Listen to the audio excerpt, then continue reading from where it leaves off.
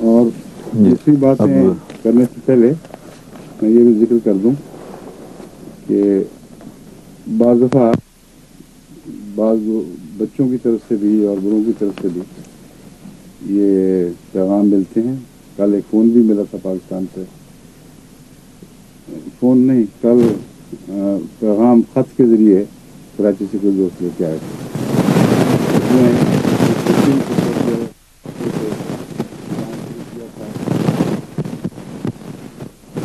जो रोज़मर्रा की बातचीत के नतीजे में बहुत दिलचस्प होता था। आप बातें करते थे,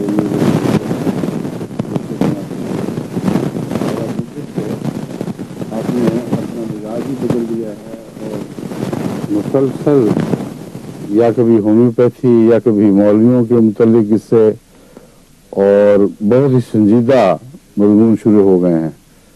तो हम लोग क्या करें जिनको मुलाकात का इंतज़ार रहता था। उनको मेरा जवाब ये है कि मैं जो मुलाकात के लिए इस किस्म की बातें करता हूँ बेतकल्फ़ी से, अभी मसलन कर रहा हूँ, वो तो सिर्फ आपको थोड़ा सा दिलासा देकर प्यार के साथ अपने साथ चलाने का एक तरीक़ा है। और अपनी ज़ात में वो मकसद नहीं था। हमारे मकसद बहुत ऊपर, बहुत बुलंद और बहुत दूर के सफ़र तय करने वाले हैं। इसलिए इस किस्म की हल्की फुल्की बातें ज़िंदगी का मुस्तकिल साथ नहीं दे सकती। जो हमारे फ़राइज़ हैं, उन फ़राइज़ में से सबसे अहम फरीज़ा ये है कि जमात अहमदिया और हज़रत मसीह मौऊद अलैहिस्सलाम की सदाकत का पूरी भरपूर ताकत के साथ दिफा करें। और आप ही की सदाकत इस्लाम की सदाकत है। ये मज़मून बार बार बच्चों, बड़ों, औरतों, मर्दों को समझाने की ज़रूरत है। उलमा ने इतना ज़ालिमाना प्रोपेगेंडा जमात अहमदिया के ख़िलाफ़ कर रखा है और मुसलसल कई साल, 10 साल तो कम से कम हुए, उसके अलावा 74 से और उससे कुछ पहले से भी जिस ज़ोर और शिद्दत के साथ सारी दुनिया में, सारे मुल्क में भी और बाद में सारी दुनिया में अहमदियत की मुखालफत की राह चलाई गई है, उससे हमारी नई नस्लें खुसूसियत के साथ इस बात की मोहताज हैं कि उनको तफसील से वो तमाम एतराज़ात समझाए जाएँ, उनके जवाबात समझाए जाएँ, इस कदर तफसील से कि जिनको ज़्यादा मसाइल से वाक़फ़ियत ना भी हो, उनके ज़हन पर भी रफ्ता रफ्ता वो जवाबात नक्श होते चले जाएँ। ये वजह है कि मेरी मजबूरी है, मुझे बहरहाल अहमदियत का दिफा करना, ये मेरे अवलीन फ़राइज़ में से है। हल्की फुल्की बातचीत से आपको साथ लेकर चलने के बहाने बनाए हुए हैं ताकि आप में से कुछ लोग जो ज़्यादा इन बातों की दिलचस्पी नहीं रखते, वो कुछ मेरे साथ दिलचस्पी रखने की वजह से साथ चल पड़ें। रास्ते में ये बातें भी होंगी, दूसरी बातें भी होंगी, इसलिए कुछ हौसला करें और इन बातों को गौर से सुना करें। इनके जो फ़वाइद पहुँच रहे हैं वो बहुत बड़े हैं।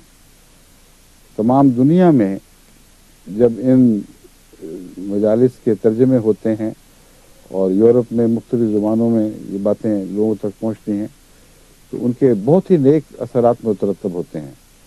इस वक्त यहाँ तबलीग अहमदियत में ये प्रोग्राम अल्लाह के फज़ल से बहुत ही मौसर किरदार अदा कर रहा है।